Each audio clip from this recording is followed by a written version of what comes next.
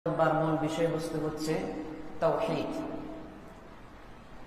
তাওহীদ কি এবং তাওহীদ একজন মুসলমানের জন্য কতখানি গুরুত্বপূর্ণ, আর তাওহীদের পরিপন্থী হয়ে নিজেকে মুসলমান দাবি করা যায় কিনা, আর যারা তাওহীদের সাথে সাংঘর্ষিক, তাওহীদের সাথে কোনো প্রকার কর্মকাণ্ডে সাংঘর্ষিক কর্মকাণ্ডে লিপ্ত, তাদের সাথে মিলেমিশে একাকার হয়ে নিজেদেরকে মুসলমান দাবি করা যায় কিনা, সে বিষয়ে আজকের খুতবায় কথা বলবো। আল্লাহ সুবহানাহু ওয়া তাআলা যদি তৌফিক দান করেন, ওয়া মা তাওফিকি ইল্লা বিল্লাহ। সম্মানিত হাজিরিন, তাওহীদ একজন মুসলমানের জীবনে অপরিহার্য একটি বিষয়। তাওহীদ ব্যতীত কখনোই আমরা নিজেদেরকে মুসলমান বলে দাবি করতে পারি না। যদি আমি আপনি নিজেকে মুসলমান বলে পরিচয় দিয়ে থাকি, আপনি যদি নিজেকে মুসলমান বলে নিজে অন্যের কাছে পরিচয় তুলে ধরে থাকি, তাহলে সর্বপ্রথম আপনাকে তাওহীদবাদী মুসলমান হতে হবে। আপনার ভিতরে তাওহীদ থাকতে হবে, আপনার ভিতরে তাওহীদকে রাখতে হবে। তাওহীদ পরিপন্থী হয়ে তাওহীদের বাইরে গিয়ে নিজেদেরকে মুসলমান দাবি করার কোনো সুযোগ নাই।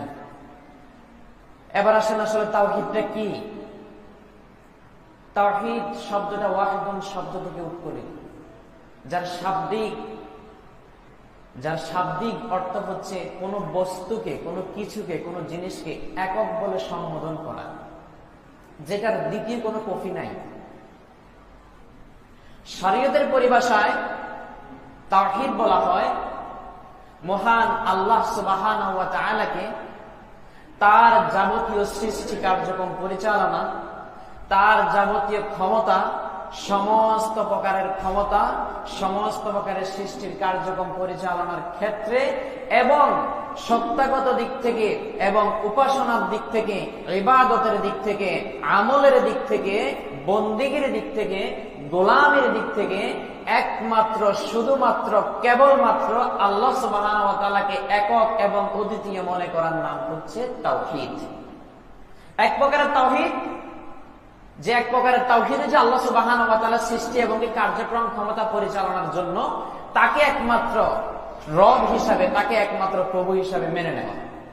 আরেক প্রকার তাওহীদ হচ্ছে ইবাদতের ক্ষেত্রে, বন্দেগীর ক্ষেত্রে, দাসত্বের ক্ষেত্রে, গোলামের ক্ষেত্রে একমাত্র আল্লাহ ব্যতীত কোনো প্রকার গোলামি করা যাবে না। কেবল তার উপাসনা করতে হবে, তার গোলামি করতে হবে, তাকে একমাত্র আদর্শ।